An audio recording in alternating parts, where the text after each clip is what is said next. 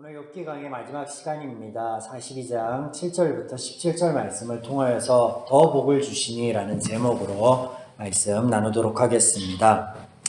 42장에 보면 7절부터 욥의 친구들을 위한 제사를 드려라 라는 하나님의 말씀과 더불어서 하나님께서 욥의 노년에 그의 그 고난 후에 고통 후에 복을 주시는 장면이 등장합니다. 이 두 이야기를 좀 나눠서 살펴보면서 더불어서 이 욥기를 좀 마무리 지으면서 전체적으로 좀 나눴던 말씀들을 좀 요약해 보는 시간으로 갖도록 하겠습니다.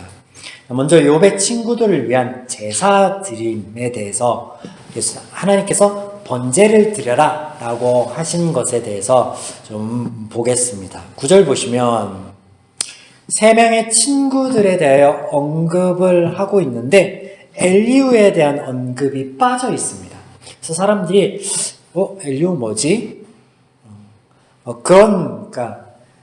죄송합니다. 쓸데없는 생각에 빠지기 쉬운데 우리 욥기 2장 11절로 돌아가 봅시다. 욥기 2장 11절로 돌아가 보면 친구들에 대한 소개가 등장하죠. 보세요. 그때 욥의 친구 세 사람이 이 모든 재앙이 그에게 내렸다함을 듣고 각각 자기 지역에서부터 이르렀으니 곧 대만 사람 엘리바스와 수아 사람 빌닷, 나아마 사람 소발이라. 그들이 욥을 위문하고 위로하여 서로 약속하고 오더니. 여기도 등장하지 않네요. 엘리후는. 앞단에 소개되지 않은 애가 갑자기 두 차례의 공방, 세 차례의 공방에 이어지는 말미에 갑자기 등장해서 잠잠하라 하면서 나이 어린 사람이 시게 나옵니다. 뭐예요? 결론부터 말씀드리면 의미 없어요. 이름이 등장하든 안 등장하든 무슨 의미? 하나님이 사람에 대한 소개를 하고 있는 게 아니라 하나님의 일하심에 대해서 소개하고 있는 성경인데요. 의미가 없습니다. 모두가 죄인입니다. 그래서 한 명이 언급되든 두 명이 언급되든 세 명이 언급되든 모두 다가 언급되든 다 똑같은 거예요. 하나님 편에서 모두가 죄인인 거예요. 그래서 이 등장하는 인물들, 그 등장인물들이 아닌 그들의 대화를 통해서 우리에게 알려주시고자 하는 것들이 있었는데 이것이 죄인들의 탁상 공론이다 라고 제가 표현하면서 계속 말씀을 나누었습니다. 하나님의 마음과 하나님의 기준과는 다른 죄인들의 생각, 죄인들의 기조 안에서 그들이 판단하는 삶, 그들이 생각하는 하나님, 그들이 생각하는 나의 모습 이런 것들을 가지고 서로 누가 옳니 그러니 하면서 막 싸움하는 모습들을 봤단 말이에요. 죄인이에요. 다 똑같은 죄인. 욥도 그리고 새 친구도 엘리후도. 그래서 한 명을 언급하든 두 명을 언급하든 그건 의미 없어요. 의미 없습니다. 자, 7절.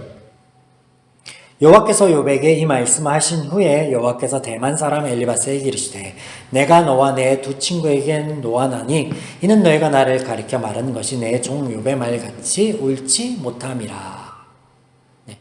우리가 살펴보아 왔지만 욥이 옳은 말을 한 적이 있나요? 욥이 많은 고백들을 했습니다. 친구가 뭐라고 할 때마다 댓글을 했단 말이에요. 그리고 하나님을 향해서 기도도 하고 막 했는데 옳은 말이 있었나요? 똑같은 제적 사고에서 오는 틀린 말들만 잔뜩 늘여놓았었죠. 확인해 보았잖아요. 그런데 하나님께서 그가 옳다라고 하면서 굳이 비교할 수 없는 하나님 편에서는 다 똑같은 죄인들인데 비교하는 것처럼 말씀하세요. 욥이 니들보단 낫다라고. 이런 말을 그냥 액면 그대로 받아들이니까 엘리후가 등장하지 않으니까 또 엘리후가 얘기한 게 비교적 하나님을 그리는 그 말들이 옳으니까 엘리후 그 이름 속에도 하나님이라는 이름이 등장하잖아요. 엘이라는. 그러니까 막 그렇게 해석하는데 죄송합니다. 그런 얘기가 아니에요. 애초에 그런 얘기가 아닙니다. 죄인들 가운데 비교할 건덕지가 어디 있습니까? 하나님 편에서도 흙수저가 있고 하나님 편에서도 금수저가 있어요? 그래서 천국에 가서도 흙수저가 있고 금수저가 있다? 그러면 저는 그런 데 안 갑니다. 그런데 그렇게 이끌고 가면서 사람들에게 불안을 조정하고 교회가 원하는 헌신을 요구하는 집단들이 있습니다. 이단들이 자주 그럽니다. 이단들이 자주 쓰는 거예요. 그 말은 뭐예요? 하나님의 마음, 하나님의 원리와 하나님과 가치관은 다르다는 거예요. 구분할 필요가 있죠. 그럼에도 불구하고 하나님이 비교하시는 말씀을 하셨다. 욥이 옳다라고 했단 말이에요. 그러면 이유가 있겠죠. 하나님이 괜히 하신 게 아니겠죠. 그 이유에 대해서 찾아보면 거기에 은혜가 있어요.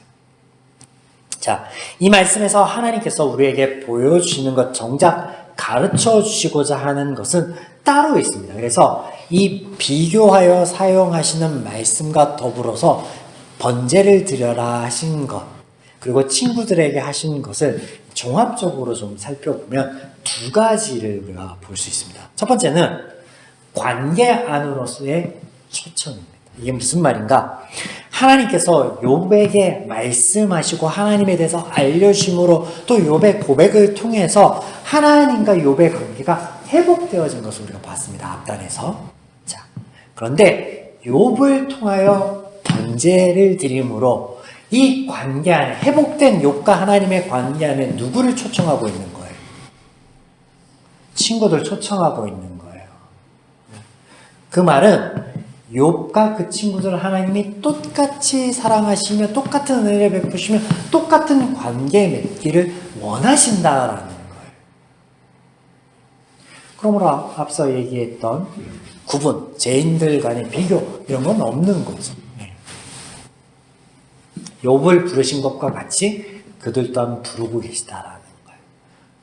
지금까지 그들은 옳고 그름이라는 이분법적인 사고의 틀에 박혀서 서로를 헐뜯었습니다. 특별히 욥을 향해서 너 분명히 무슨 죄가 있기 때문에 발견하지 못하고 고백하지 못한 죄가 있기 때문에 너가 틀렸기 때문에 지금 이 사단이 난 거야 라고 했는데 그렇게 보는 것 자체가 틀렸다라는 거예요. 아니야. 그렇지 않아. 그래서 하나님의 부르심의 목적은요, 누군가가 옳고 누군가는 틀렸다, 혹은 누군가가 누군가를 비교해서 더 귀하다, 선하다, 이런 것들을 위해서 부르시지 않습니다.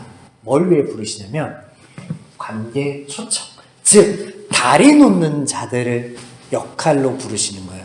이게 제사장을 의미하는 폰티펙스, 다리 놓는 사람들. 그래서 이스라엘을 불렀을 때, 아브라함을 불렀을 때, 다윗을 불렀을 때 하나님께서 원하신 건 뭐냐면 너가 백성들과 나 사이에 다리를 잘 놓아줬으면 좋겠어. 내가 너의 삶 가운데 함께하며 너에게 은혜를 베풀 텐데 그로 인하여 너가 받은 은혜를 나누면 좋겠어. 그리고 그들에게 소개하여 그들을 나의 관계 안으로 초청하면 좋겠어 라고 한, 그러면 이 대목을 가장 잘 보여주는 게 어디냐면 고린도전서입니다. 고린도전서 13장이죠. 3장. 하나님의 부르심의 목적이 아주 잘 드러나는 대목입니다. 여러분 잘 알고 계시듯 고린도전서 12장과 14장은요. 성령의 은사에 대해서 기록하고 있고 특별히 그 성령의 은사에 대해서 기록하고 있는 중간 13장에 사랑장이라 불리는 이 13장에 있습니다. 이것을 통해서 하나님께서 주시는 선물인 성령의 은사는, 선물인 이 성령의 은사는 누군가의 구별이나 유능, 선함 이런 것들을 위함이 아닌 관계를 위함이다라는 말씀을 하시는데, 자, 14장 26절 보시겠습니다. 14장 26절 함께 읽어볼까요? 그런즉 형제들아 어찌할까 너희가 모일 때 각각 찬송시도 있으며 가르치는 말씀도 있으며 계시도 있으며 방언도 있으며 통역함도 있나니 모든 것은 덕을 세우기 위하여 하라. 뭐냐면 내가 방언을 받은 것, 내가 통변의 은사를 받은 것, 내가 신유의 은사를 받은 건 나를 위함이 아니라 내가 드러남이 위함이 아니라 나의 유익이 아니라 오히려 나와 함께하는, 그래서 한 공동체를 이루게 하신 그 지체를 위해 하나님이 나에게 주신 거다라고 말씀하시는 거예요. 뭘? 관계 초청. 다리 놓는 역할, 이것을 말씀하시는 거예요. 이것을 이 제사 드림, 그리고 그들을 부름을 통하여서 하나님께서 우리에게 알려주시는 거예요. 두 번째는 제사함의 모형을 보여주시는 거죠.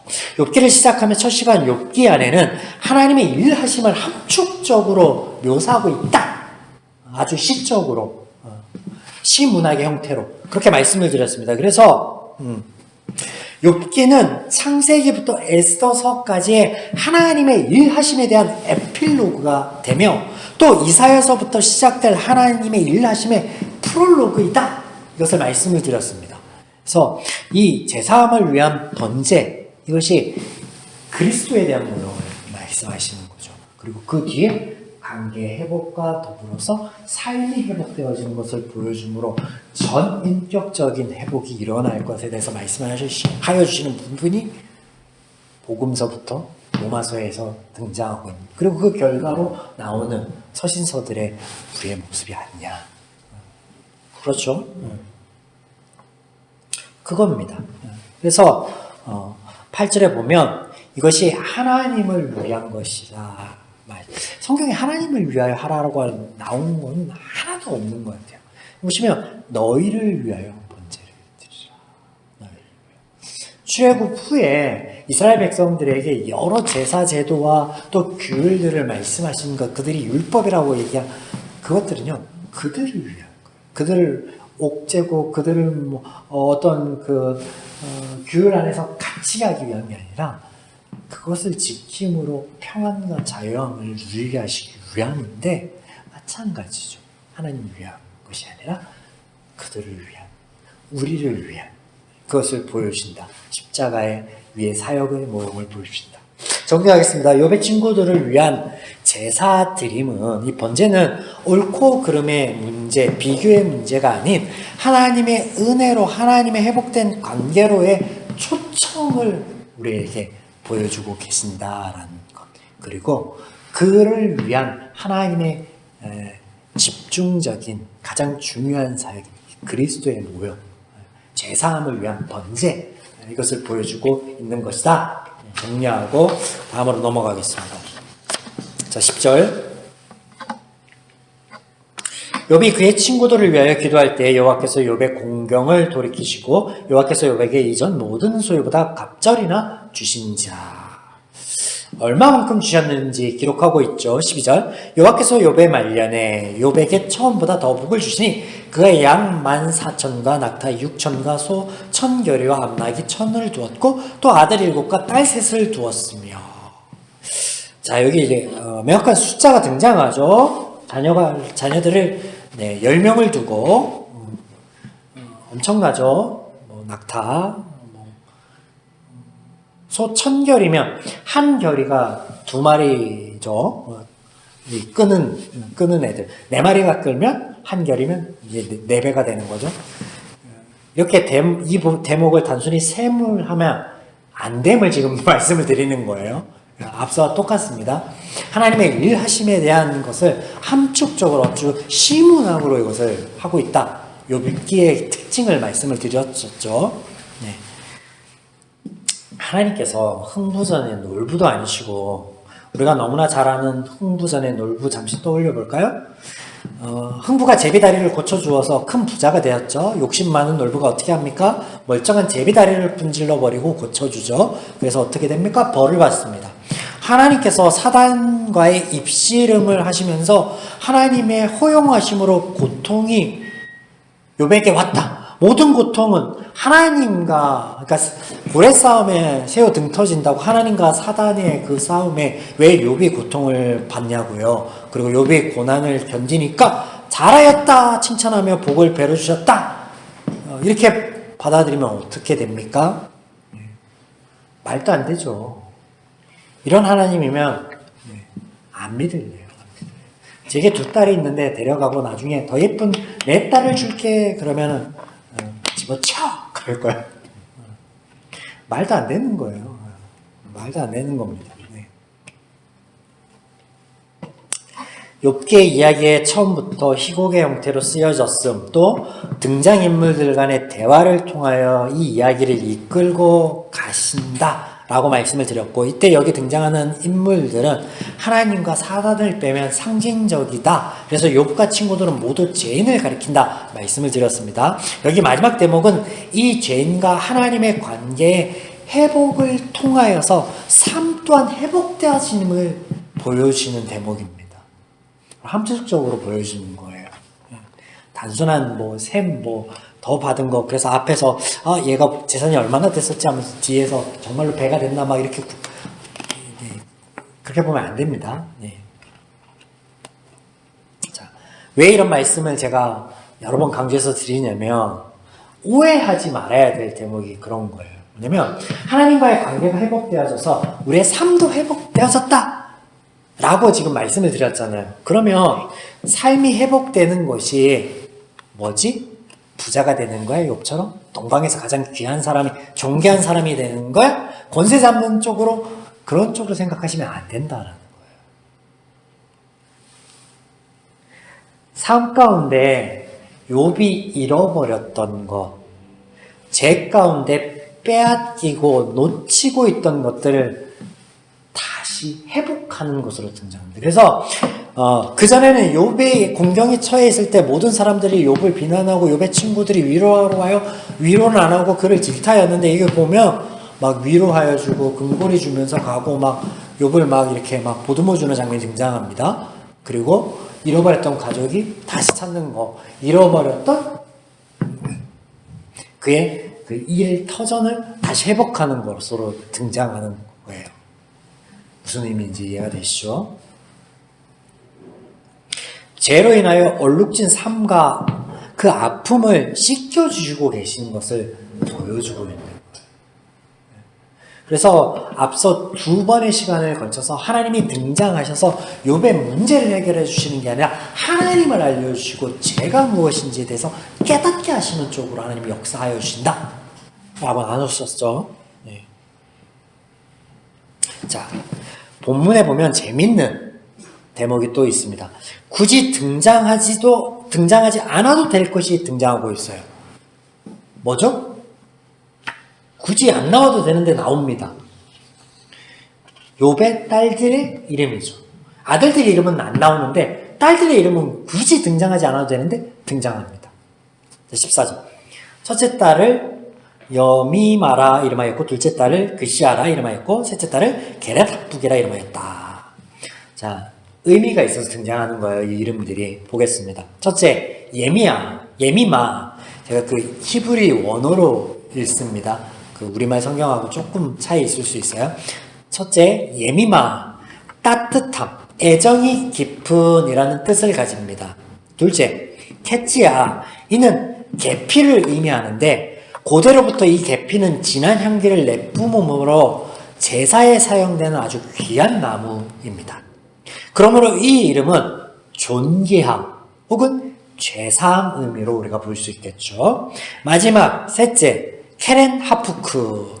여기서 케렌은 뿔을 가리키는 것으로 상징적으로는 빛과 힘을 의미합니다. 그래서 이스라엘이 나팔을 불죠. 하나님이 앞서 가실 때 전진하라 이렇게 힘과 빛으로 임하시는, 구름 기둥과 불 기둥을 임하시는 하나님. 그래서 빛과 힘을 의미하고, 하프쿠는 물감을 의미하는 것으로 화장의 도료를 가리킵니다. 특별히 이거 이렇게 눈등에 이렇게 바르는 거, 이걸 의미하는데, 이게 가리키는 게 뭐예요? 치장, 꾸밈, 혹은 뭐예요? 새 단장. 새 부대는 새 포도주는 새 부대에 담아야 마땅하다라고 예수님께서 말씀하신 그런 거죠. 자, 그래서 이 모든 것이 회복된 욥의 삶에 깃든 하나님의 은혜를 가리키고 있는 것입니다. 하나님께서 얼마나 욥을 사랑하시고 욥을 존귀하게 여기시는지, 또 그를 새롭게 하여 주신 것에 대하여 보여주시는 대목이에요. 내가 너를 사랑한다. 내가 너를 존귀하게 여긴다. 그러므로 내가 너를 새롭게 하노니, 나와 너의 관계를 새롭게 하며 그 새로워진 관계 안에서 너의 삶을, 죄로 얼룩진 그 삶을 내가 회복해 줄게. 이 하나님의 은혜의 역사를 이 세 이름에 담고 있습니다. 그래서 12절 여호와께서 욥에 말리네 욥에게 처음보다 더 복을 주시니 더 주셨다라는 건 무슨 말이에요?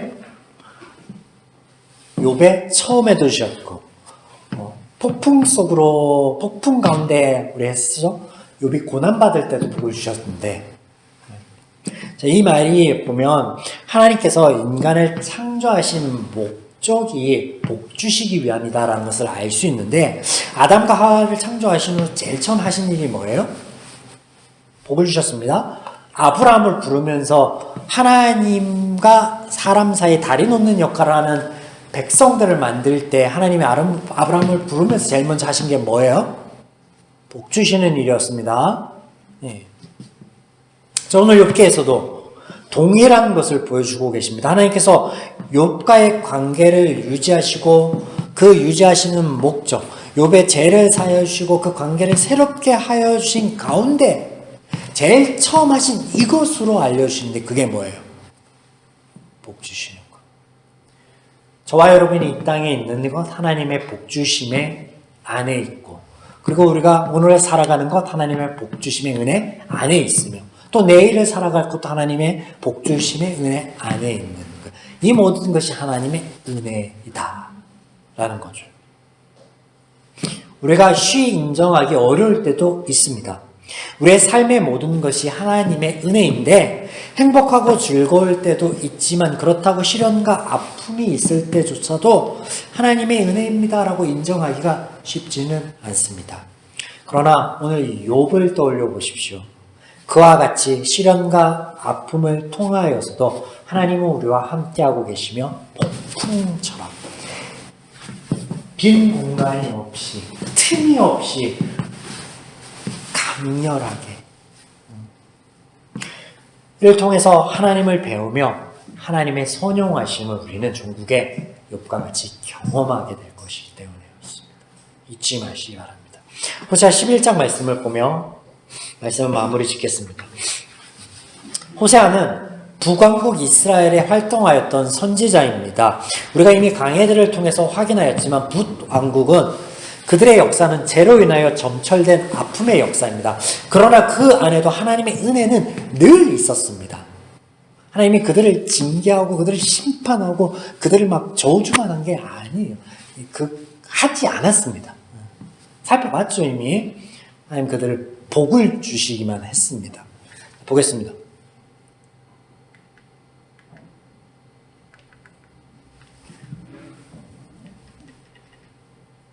호세아 11장 1절부터 이스라엘이 어렸을 때 내가 사랑하여 내 아들을 애굽에서 불러냈거늘 선지자들이 그들을 부를수록 그들은 점점 멀리하고 바알들에게 제사하며 아로 새긴 우상 앞에서 분향하였느니라. 여기서 선지자 뭐예요? 하나님의 은혜가 그들 가운데 있을 때 그들과 거하고 있을 때 폭풍처럼 그들과 함께하고 있을 때 그들이 점점 하나님은 그들을 향해 은혜를 복주심을 멈추지 않는데 그들은 점점 멀어졌다라고 하고 있죠. 3절 그러나 내가 에브라임에게 걸음을 가르치고 내 팔로 안았음에도 내가 그들을 고치는 줄을 그들은 알지 못했다. 하나님이 그들의 아픔 가운데 그들의 죄로 인하여 얼룩진 삶 가운데 그들을 치유하고 계셨음을 그들은 알지 못하였다라는 4절 내가 사람의 줄고 사랑의 줄로 그들을 이끌었고 그들에게 대하여 그 목의 멍에를 벗기는 자같이 되었으며 그들 앞에 먹을 것을 두었느니라. 하나님은 끊임없이 그들을 사랑하였으며 끊임없이 복을 주셨으며 끊임없이 은혜를 베푸셨다라고 말씀하고 계십니다. 7절 내 백성이 끝끝내 내게서 물러가나니 그럼에도 불구하고 죄인들은 하나님과 함께할 수 없었다. 비록 그들을 불러 위에 계신 이에게 돌아오라 할지라도 일어나는 자가 하나도 없었다. 욥과 친구들이 다르지 않습니다. 솔로몬이 다르지 않아요. 엘리야가 다르지 않아요. 엘리사가 다르지 않습니다. 다윗이 다르지 않아요. 하나도 없다. 똑같습니다. 죄인이에요. 에브라임이여 내가 어찌 너를 놓겠느냐. 북이스라엘을 총칭하는 대명사입니다. 에브라임 한 지파를 가리키는 게 아니라 이스라엘이여 내가 어찌 너를 버리겠느냐. 나를 향하여 하나도 동행하며 반응하는 자가 없었지만 그러나 내가 어찌 너를 놓겠느냐? 어찌 내가 너를 버리겠느냐? 내가 어찌 너를 아드마와 같이 놓겠으며 어찌 너를 스보임 같이 두겠느냐? 소돔과 고모라 옆에 있었던 멸망했던 그 도시로 보면 됩니다. 내 마음이 내 속에서 돌이켜 나의 긍휼이 온전히 불붙듯 하도다. 하나님이 그들을 향한 우리를 향한 그 뜨거운 사랑이 불붙어서 하나님이 주체할 수 없을 정도로 타들어가신다. 스보임 아드마 나오지만 죄로 인하여 멸망한 도시입니다. 하나님 심판받은 게 아니라. 강의하면서 계속 나누었던 대목들이니까. 9절. 내가 나의 맹렬한 진노를 나타내지 아니하며, 하나님 진노하지 않습니다. 하나님 심판하지 않아요. 내가 다시는 에브라임을 멸하지 아니하리니, 이 말은 자멸하지 않도록 두겠다는 거죠. 내가 하나님이요 사람이 아니라. 하나님이야, 난 사람이 아니야. 선택에 내 가운데 있는 거룩이니, 이것이 거룩, 구별성이라는 거죠. 진노함이 내게 임하지 아니하리라. 하나님 심판하지 않아, 진노하지 않아. 나는 너희와 달라. 내 가운데 있는 거룩이야. 하나님의 거룩이 뭐라 그래요? 이 구별됨이 뭐라는 거예요? 은혜가 지속되는 가운데 그들은 은혜를 받아들이지 못하고 하나님으로부터 등을 돌리나 나는 그들과 달라. 나는 그럼에도 불구하고 너희를 끝까지 놓지 않을 거야. 등 돌리지 않을 거야. 죄인이었던 그들은 깨닫지 못하고 알지 못하나 그들 죄로 인하여 점철된 그 모든 아픔의 역사 속에서 하나님께서는 어떻다라고 해요. 늘 함께 하시며 은혜를 베풀고 계셨고 베풀 것이며 또 그 마음이 변하지 않을 것이다 라는 그 하나님의 은혜, 하나님의 사랑의 거룩성, 그 독특함과 그 다름을 말씀하고 계시죠. 사랑하는 여러분, 우리 모든 삶 가운데 드리운 이 하나님의 은혜를 기억하시기 바랍니다. 말씀하여 주시고 인도하여 주시는 그 길을 하나님을 믿는 그 믿음으로 기쁨으로 걸어갈 수 있는 저와 여러분이기를 주님의 이름 축원드립니다. 더불어 그 모든 순간이 은혜였노라 라고 고백하며 누릴 수 있기를 또한 축원드립니다. 아멘.